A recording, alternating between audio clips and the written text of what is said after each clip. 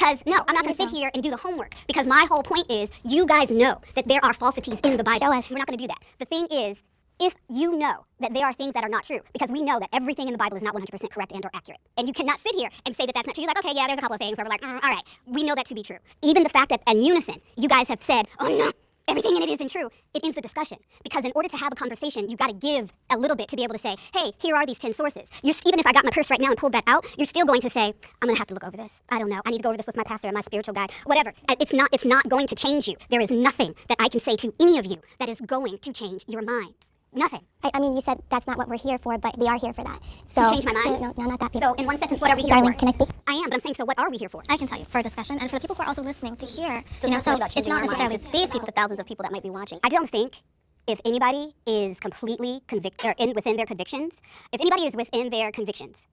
this one episode is not going to change them. Now, will it raise an eyebrow? Will it raise an eyebrow of, maybe I'll go do a little research. What is she talking about? There's inaccuracies in the Bible. Yeah, you may get a handful of people that may say, let me go inquire. But then what are they going to say? More than likely, 9 times out of 10, that's satanic.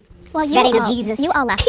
At some point, your minds were changed in a different direction. So the changing of minds is possible. Yours all did. Well, it just depends on where you were. Were you there out of force and tradition and habit, or were you there out of personal conviction? But we don't know So the that's a audience who are difference. watching. That's a completely different conversation. You can't combine the two. That's two different. The reason why so many black people are walking away from or deconstructing Christianity is because the majority of them were never Christians to begin with. The majority of them were only following along with what the majority of the group was doing, right? And there was a point in time in Black America where the majority was on a Christian path, and cultural norms were largely shaped by Christian traditions and beliefs and values. And there was social pressure to live by certain Christian standards. And so that's why a lot of people identified as Christian. But once again, these people were never Christians, right?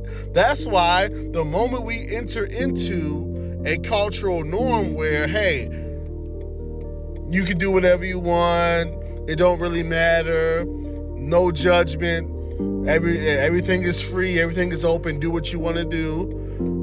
The moment that's the new cultural norm, you see everybody walking away from Christianity because they were never Christians to begin with.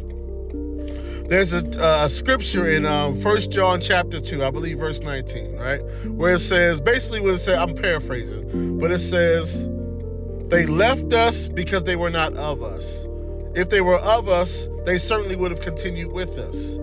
But they left us to make it manifest that they were never of us. Translation: if folks were Christians, they would still be Christians.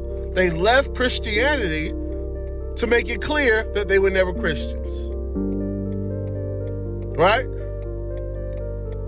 They left the group because they were never actually a part of the group. Because if they were a part of the group, they would still be in the group. It's really that simple.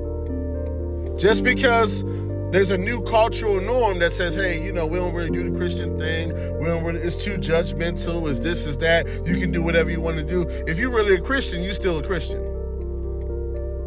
No matter how popular or unpopular Christianity is currently in the culture. If that's what you are, that's what you are. Most of you, just to keep it real, you were never a Christian. And guess what? That's fine. That's okay. It's a free world, free country. Do your thing. Live your life. But let's just be clear about this. The fact of the matter is you were never a Christian. That's just what it is.